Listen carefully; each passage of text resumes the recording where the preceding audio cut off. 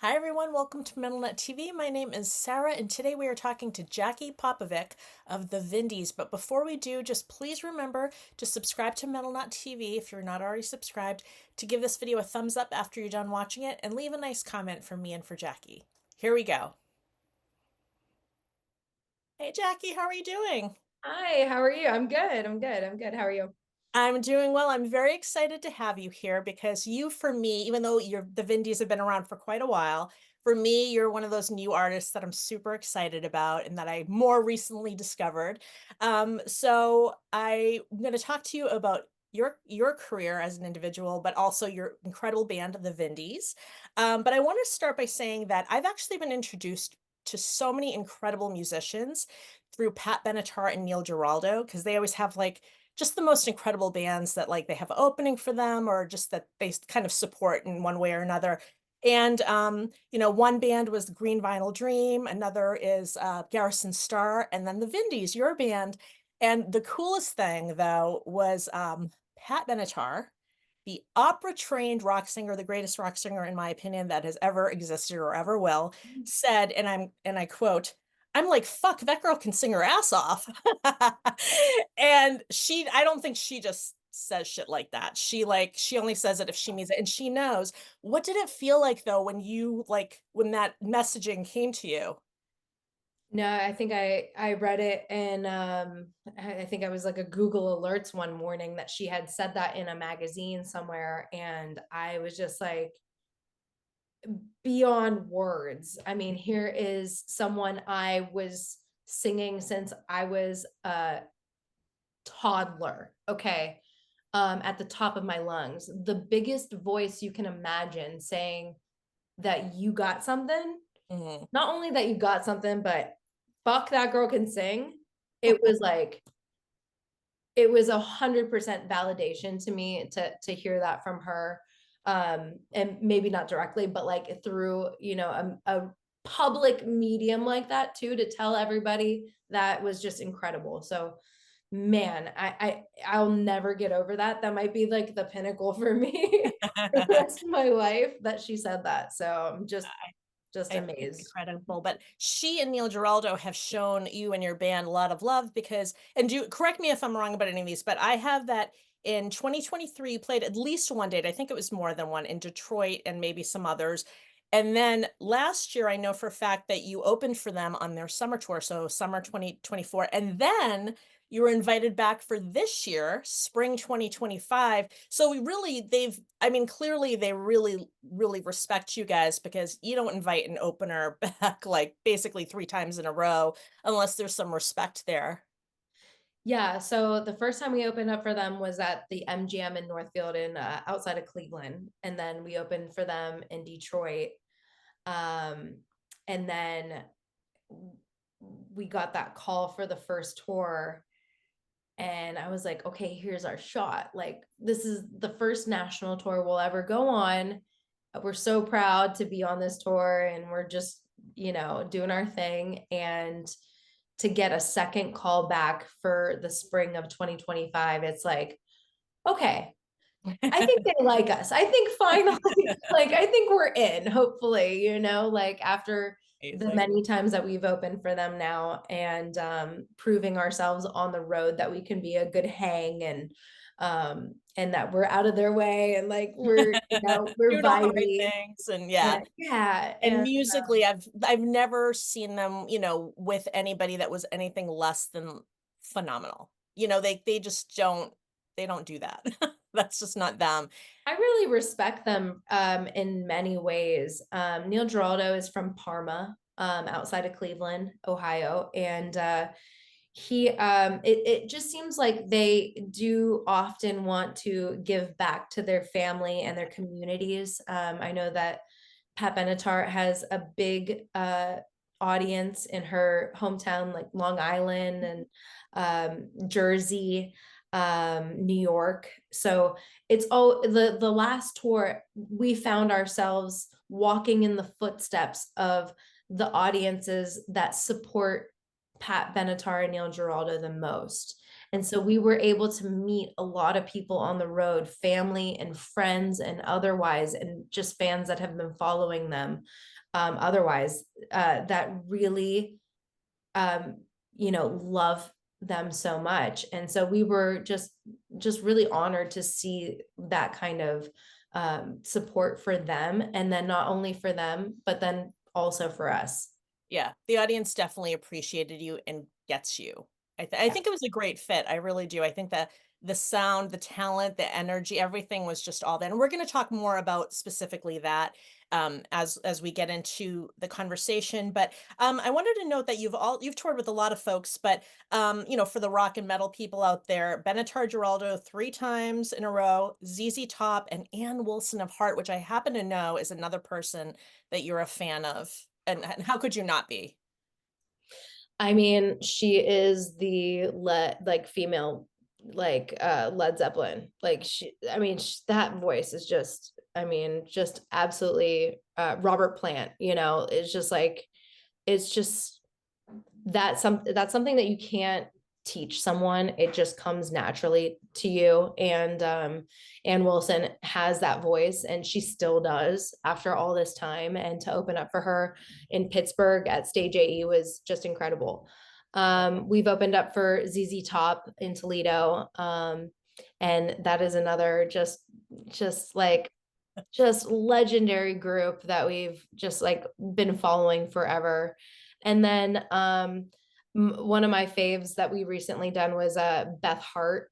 She is like the girl boss in the guitar world and singer world. Like she's just has that metal vibe to her on stage, the way she just rocks out, and the feeling that she gets, it just oozes out of her. It's so natural. And I've always looked up to her for that. So yeah, we've had some really cool things happen, all while living in a small town like Youngstown, Ohio. So Which I we're think really it might lucky. even be the coolest part, that you get to stay in your hometown and be around family, but you still get to live, the dream of it all. Absolutely. Yeah, and we're gonna talk more about the Vindys and your hometown, like I said, in a minute, but I wanted to start with your own background. Are you by chance from a musical family or an artistic family? No, not No. at all.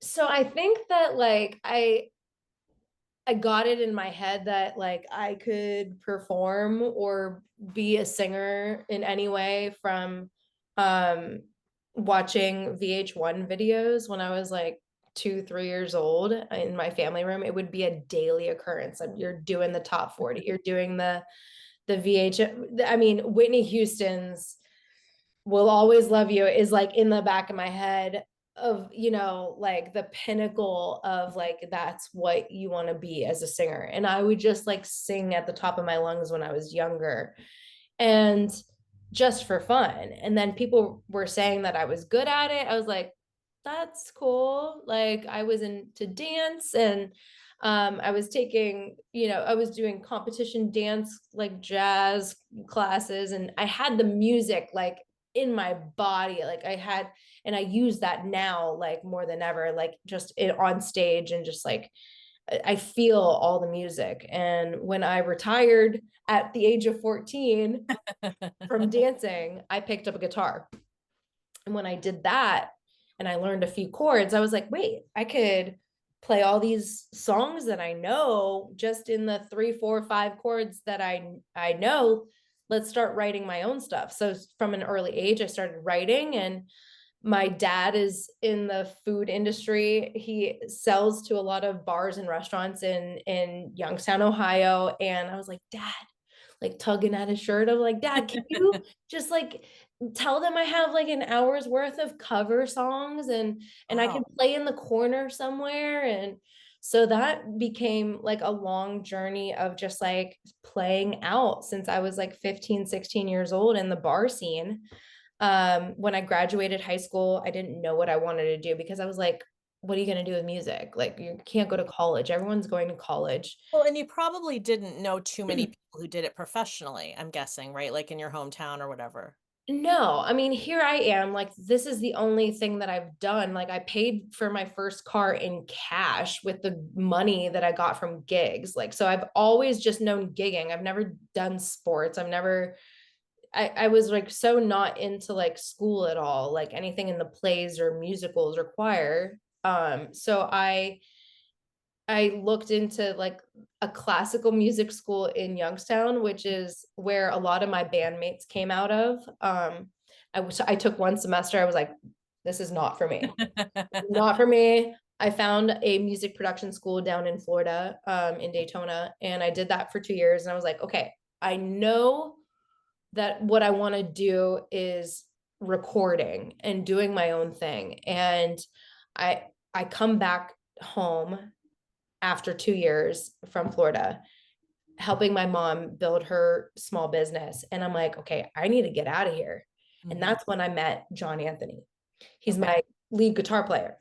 And I was like, oh my God, this guy is phenomenal. And he came from that school that I Did one said semester. no to. He's just like a pro. He is got improvisational skills for days. And him and I started getting together and we started building out like a repertoire of cover songs. We Mhm. played the game because in Youngstown at the time, while we have like a big history of having a huge rock scene back in the day, I mean, where AC/DC used to be coming and playing the Tomorrow Club like downtown, like it was nuts the what we had in the 80s, in the 70s and 80s, and then it just died like after the grunge era. It was just gone, and people were starting to do tribute bands and cover bands. So when I came back, and this was 2012, I would say, John and I started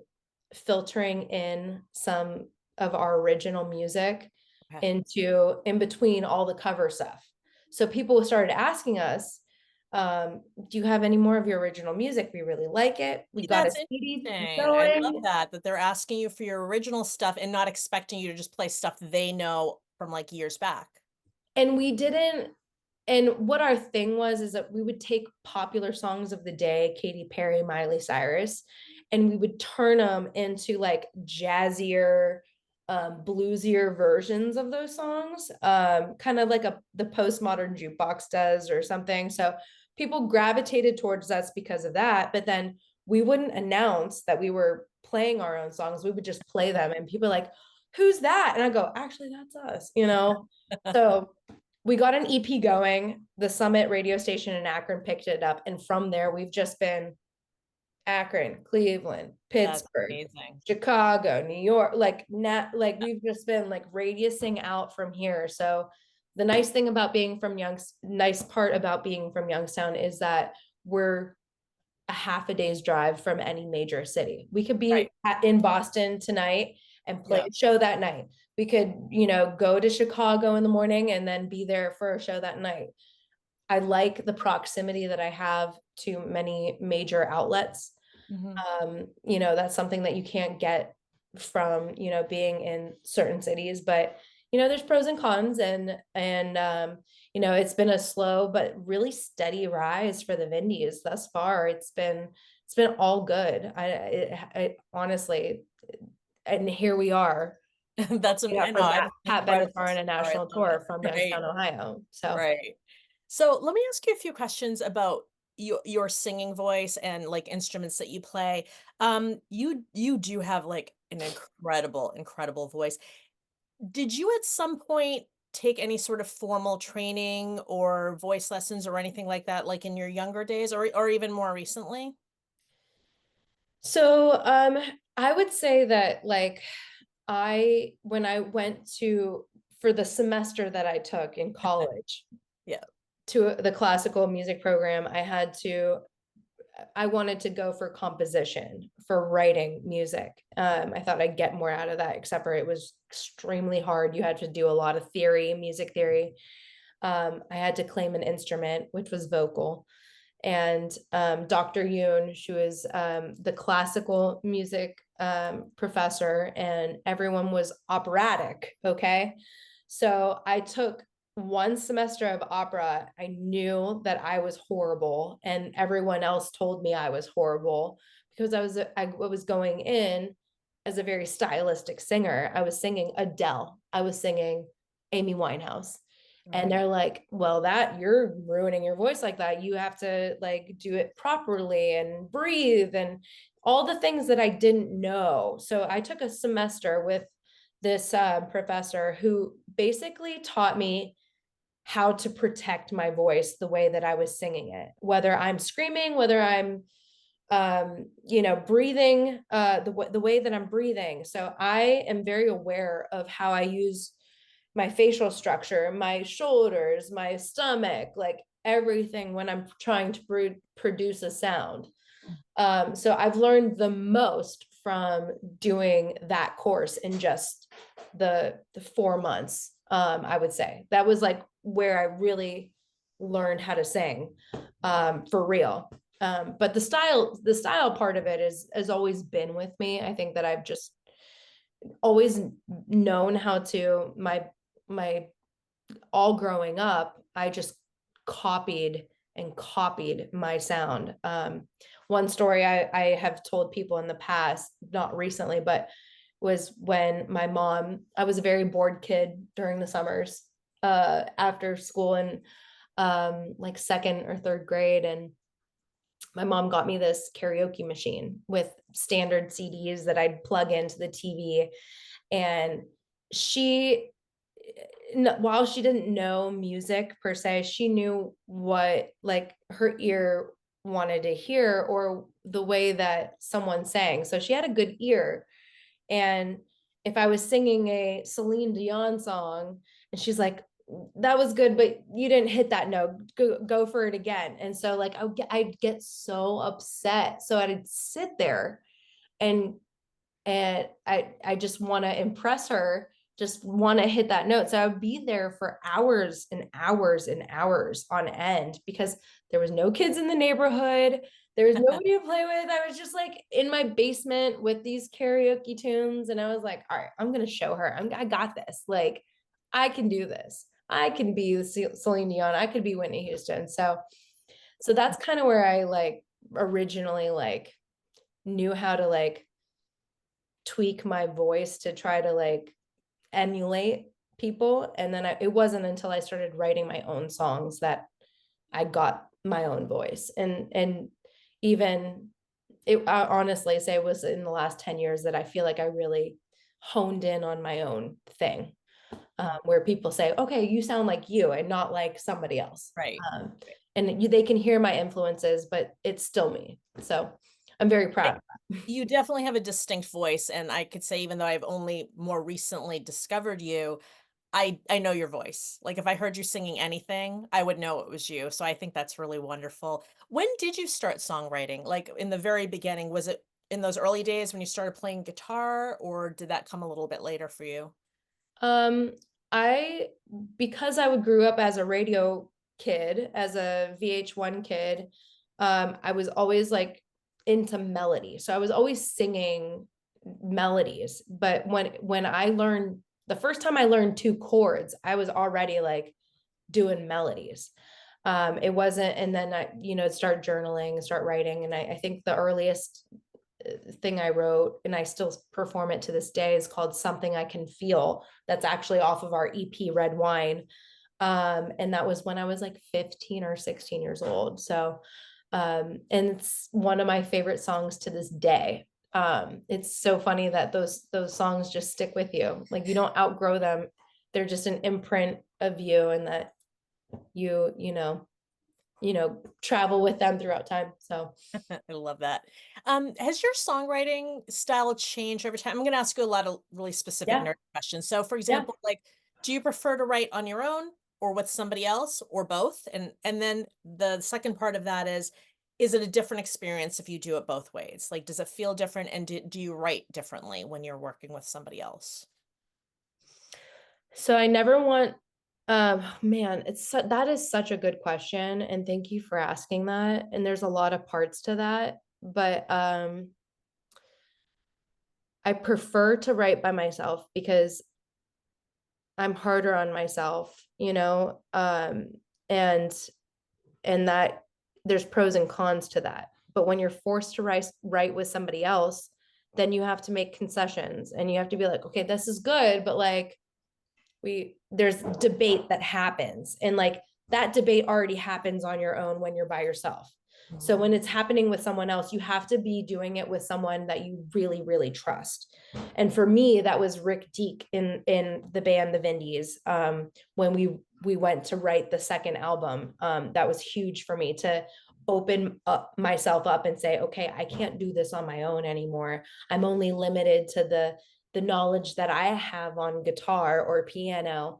So I think that I can do more with more chordal structure that he knows or John knows, or so it took me a long time to be comfortable in that. And I think that it's only better if you ask people what they think, whether you agree with them or not. I think that the more people that listen to it and the more feelers you get, the better. I think that I'm not that kind of person that is so protective. I think that I'm out to make the best song, not for me, but for the world. Like I want it to be for everybody. So I want everyone to relate to it in many ways. So the more that I found that I have opened up, the better the song is.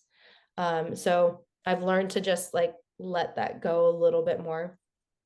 And I can't even remember the other part of your question because the That's question okay. was so good. It was multi sort of multi-layered, but that's really what I was looking for is just your truth in how you approach it. Because I imagine it would be very difficult if you're able to write on your own to then have that trust or let go of that little bit that maybe is your baby and you're in love with and don't want to let go of, but maybe it is in the end better for the A song. lot of people are prideful in this industry, Mm. and there's a lot of tiptoeing around people's isms, so you really have to make sure that you're okay with someone critiquing you and saying, okay, that's good, but like it could be better. I know you got it in you. And I thrive on that. When someone tells me, just like when I was a kid, when my mom was telling me, no, you didn't hit that note, honey, it's like you could do better with a lyric, like a better lyric than that, or a better melody. Like go back to the drawing board and do that again. I'm like, oh, like it makes me mad, and I know they're right. And I just like I want to I prove love that. myself. So I thrive on that kind of criticism. So I think that personally for me, it helps me. It gives me the fire to prove them wrong. I love that. Yeah. Do you feel there's a difference at this point where you are now with having been in this band for many, many years? Do you feel like there's a difference between songs that you write completely by yourself and songs that you write with your writing partners? Or do you feel like ultimately they all really sound like the Vindys, whether they come from one person or more than one person? Man, these are really good questions. Oh my God. I mean, like I have so many facets to me because I am, you know, uh I feel like I come from very many different genres. Um, I love my Sheryl Crow. I love my Nora Jones. I grew up in the jazz vocal world. I thought if I knew how to sing like Ella Fitzgerald, I would become this amazing singer. If I knew how to sing like Etta James, I would be the best singer. So I wanted to be the best. So I'd emulate the best. But then I discovered Steven Tyler Yeah. and his scream and that wailing. And then I discovered Ann Wilson. I was like, what? Like it was a whole other world that opened up. But I love all these worlds. And that is where I think, my jazz meets the rock element of this band, and what mixes those two together is a powerful horn section, which we've added more recently in years. So it's a 9-piece band at this point. We've done this band with an orchestra several Oh, times now. So it's wild. Like I love to take people on a ride instead of a vibe. And there's tons of vibey songs out there, but I always try to write songs that I think are just like full songs in my head, not just a disco beat, uh like a like a vibe, like these like Spotify vibes that you full experience, like yeah, emotionally, musically. a verse, a chorus, a bridge, a whole slew of little stories in one 3 to 4 minute song. So not saying that vibes aren't bad because I love my vibey songs too. But as up to this point, it's definitely been a full story on each song. Yeah. So here's another nerdy one for you because I love like in I always want to call it the wrong name, so I'm looking Elton Glasses Baby because once I called it Elvis Glasses Baby, and that's doesn't even make sense. But in that song, I like totally fell in love with you because there's like you do these things with your voice and like there's a lot of words and a little bit of time and then it and it's just such a cool song. I just feel like it's so dynamic. And so I feel like no matter what you do in the rest of your careers, that will always be my song for you guys just because I just fell in love with it so hard. Thank But when you. you did that song, let's say, um, when you're approaching the vocals, did you write it that way? Or like, let's say, did one of your bandmates write it and now you as the singer have to like fit it into the way? I just want to know, like, how did you approach that? Like, what made you decide this big long line is gonna be sung very quickly and in this very like particular way? Like, how do you approach that? I mean, that's very observant, and thank you for listening to it like that because um it I mean, it was intentional. I growing up, one of my biggest influences was three artists in my head right now that I'm going to mention to you all do this thing. And it's Jason Mraz, Mhm. it's Maroon 5, and it's Nelly Furtado. Okay. And these artists have a way of these the punctuation, the cadence of their words. It's like it's like this like this love has taken its toll. I mean, she Mhm. said goodbye too many times. Whoa. Like, there's so many little things that are happening in one line. And with Elton Glass's Baby, I said, yeah, this can be a vibier song, but like, we're going to make it vocally dance Mm. within these lines. And that really honestly just comes more naturally to me because I am percussive. Like, if there's one instrument I've always gravitated towards, it was drums. Like, I'm always on the beat myself. Um, and it's drums and bass for me. Guitars can dance around me all they want, but for me, I'm right there on the beat. So the vocals are dancing all the time with the drums. And even in a live setting, my drum player Owen, he will pick up on those vocal cues and he'll match with me. So Mhm. when we get into that groove, I can feel like we're both in the pocket. That's like the place that I want to live. That's amazing. So thank you for noticing Oh, because well, yeah, no one I said that love to me. That's so that's cool. something that's really appeals to me when singers do that because to me, my feeling is I won't really listen to music. I don't care how great the lyrics are unless I like the music. But when a singer can do that and bring you in almost as like part of the music, then you know what they're saying even if you don't know the lyrics, like you know it's happening just It's because of the funny. I'm not like a lyrics person myself. When I hear things, I'm more melody. Like, I need to get that hook. I need that melody first. But Mm, but there's a lot of people out there, they're like, okay, what's that lyric doing too? So yeah. it's definitely a struggle for me. I don't find myself like the best lyricist ever. And I definitely fight with myself, and I'm like, is this okay? Is this okay? I'll talk to many different people are like, does this read like a poem? Do you think this is cool?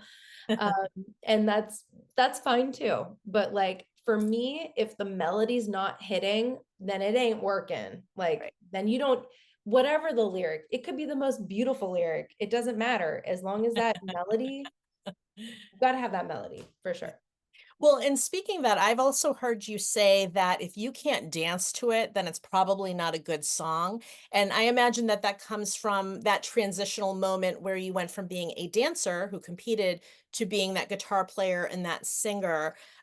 Speak to me about like your movement on stage because you are definitely you are not that girl that stands behind your microphone sipping tea and like not moving at all. Like you are a mover, you are a performer. But speak to me about that and how that style came about.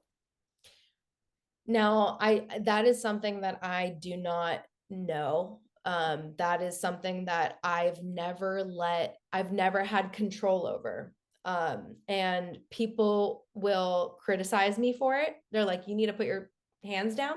And then some people are like, I don't know what you're doing, but it's cool. Like, and that's it's honestly because I'm feeling the music.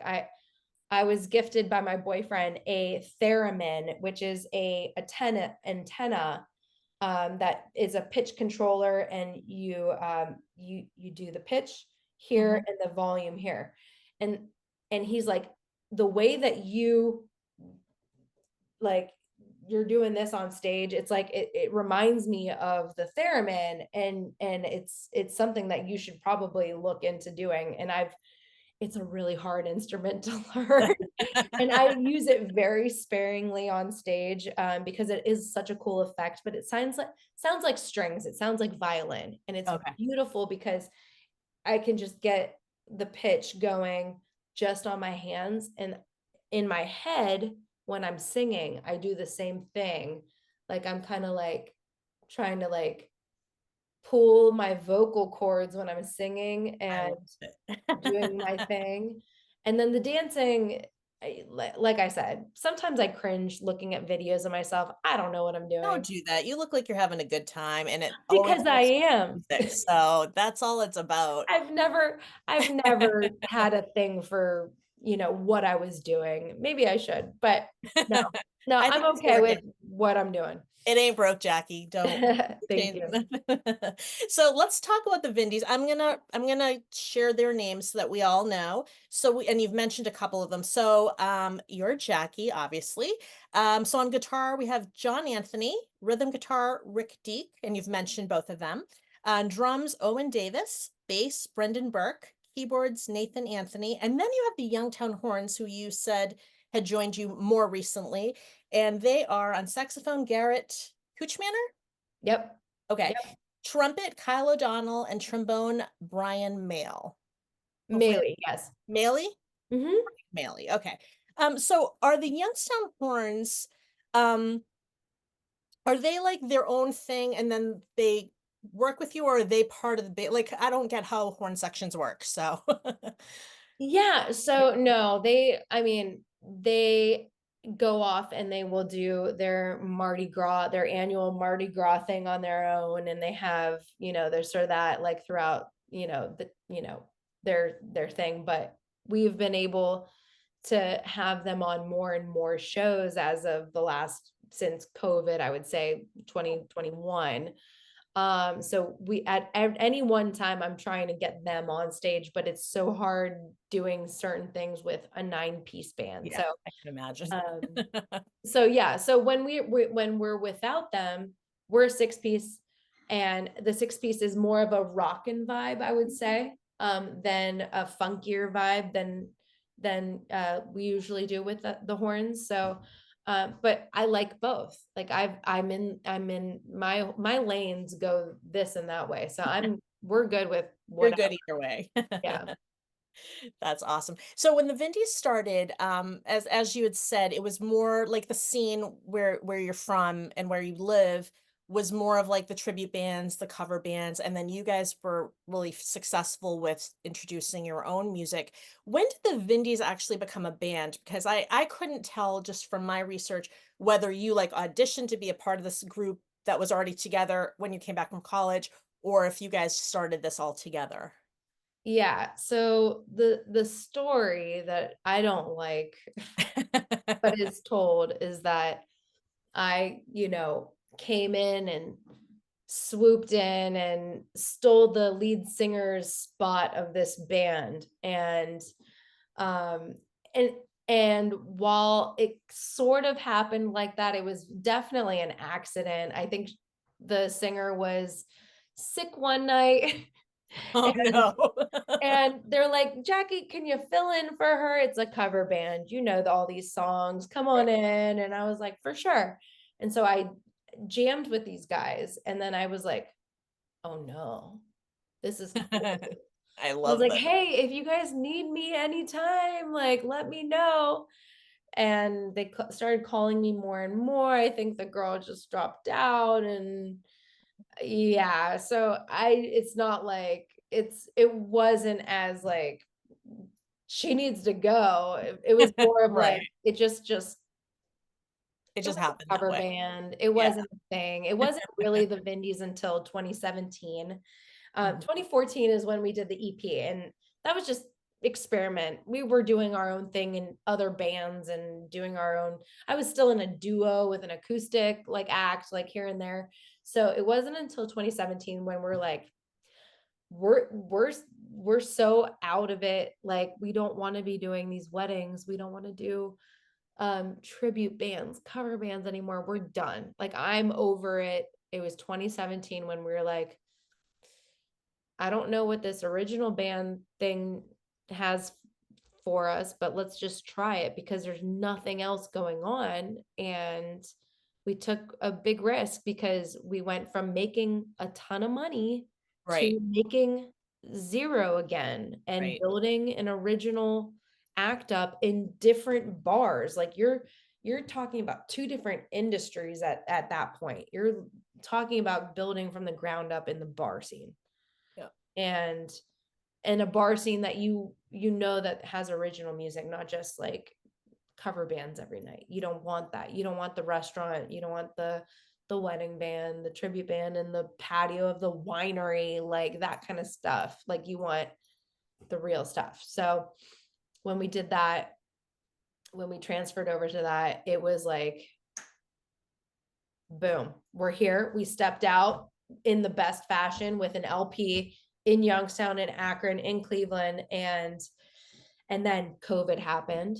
And then you're like, oh my gosh, are we done? And Right. the band since 2017 has had different players come in and out of the band, but primarily it has been me, John Anthony, and Rick Deek at the forefront of this band, making all the decisions at the helm and steering the ship. And man, we're just such a we trust each other completely. I there's never there well, shouldn't say never. There's definitely been our, little fits or this or that, but like man, these people are my brothers and I just respect them totally.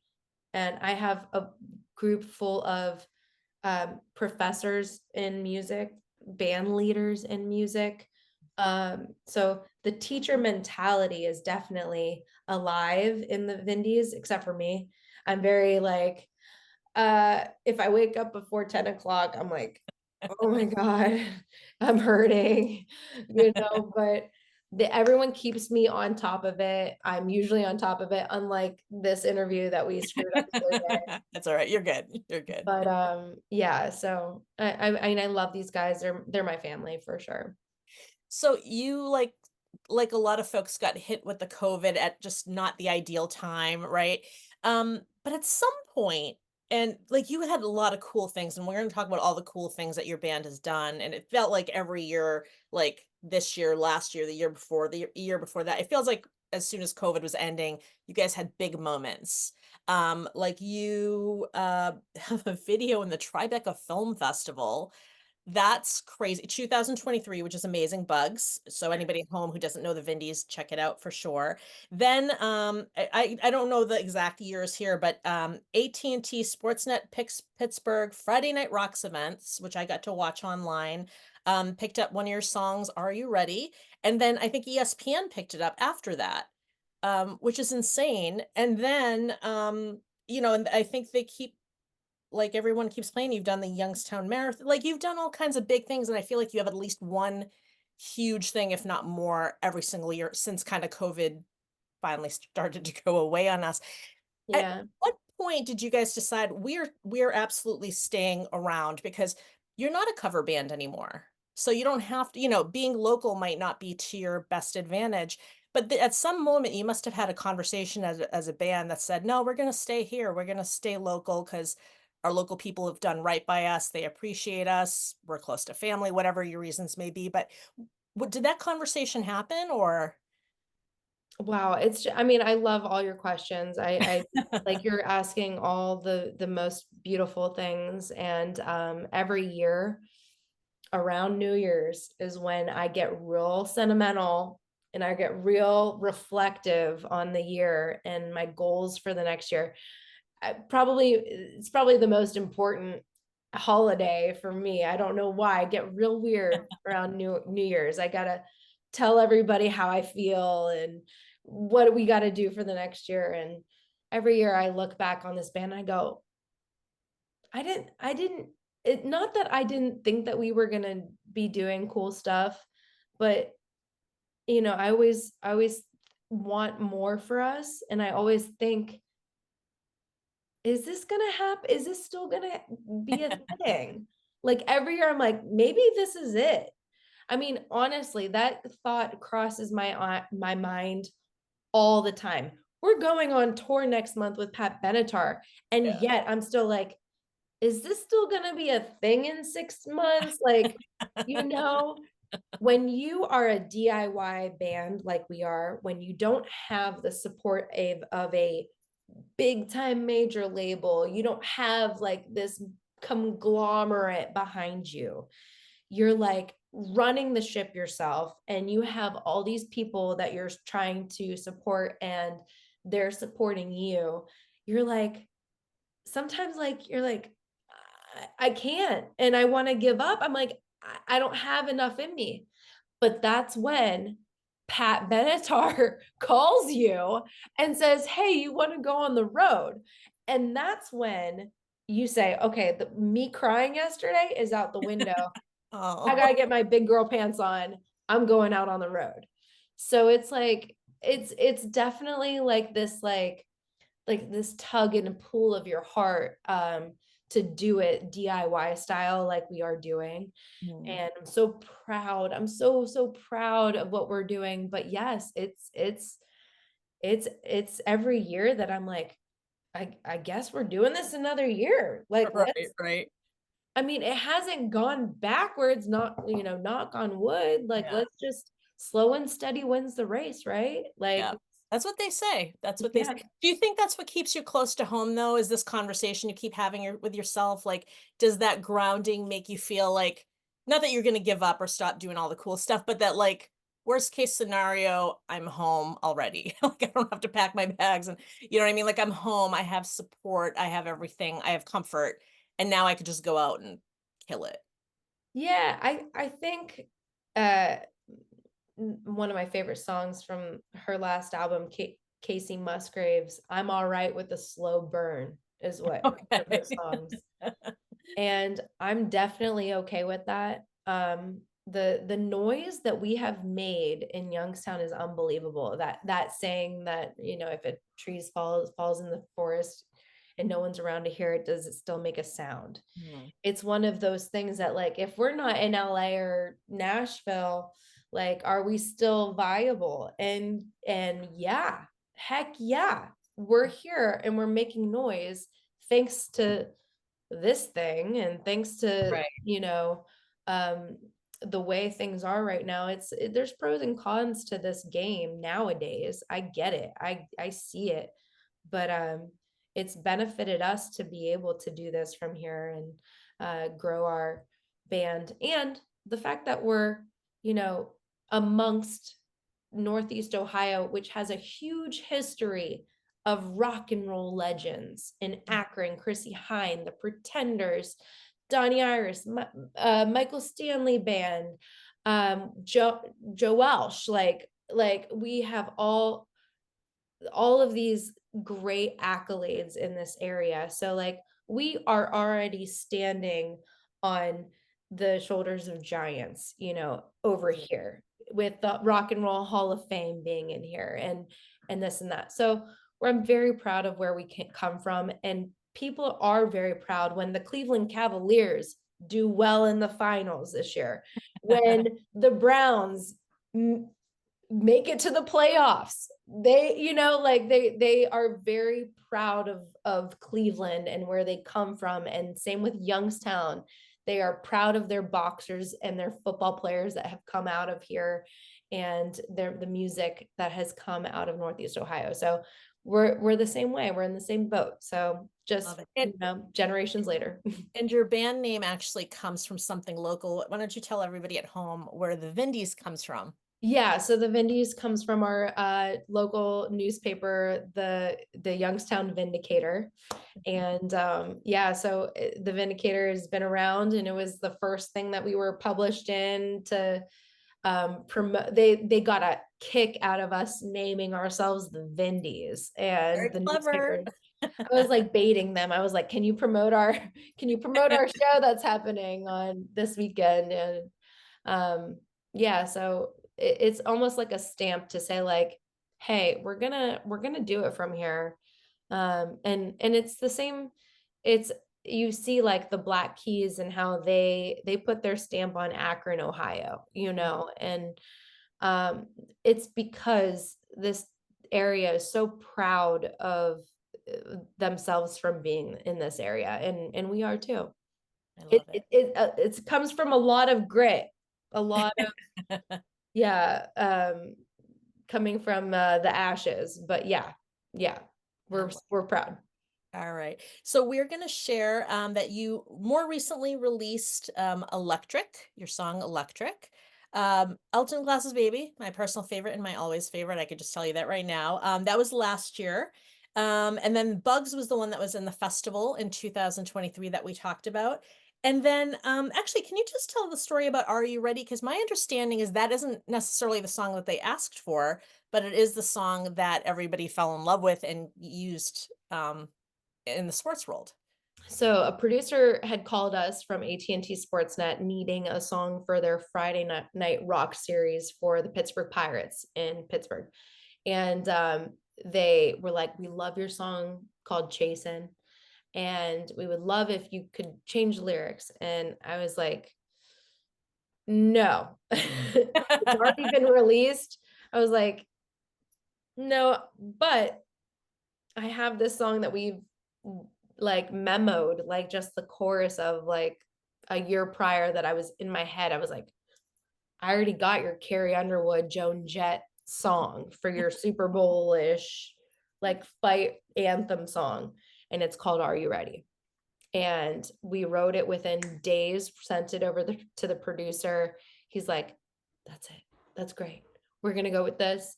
And premiered it at their Friday Night Rock series, sponsored by the drink over in Pittsburgh. I can't remember. And uh,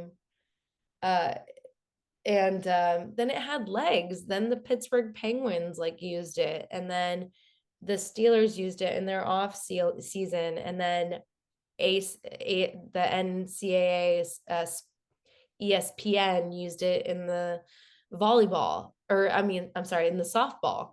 And then so it's had legs since 2020. I would say 2023 is 22, 23. Yeah, 22, 23 Yeah. is when it was used. And so like I never wanted that song to be on our last record. I was like, it was a commissioned piece. I was like, it was like artwork that I didn't intend to write. I wrote it for someone else. Hmm. And I was like, no, it's not going on the album. And we ended up just putting it on there. And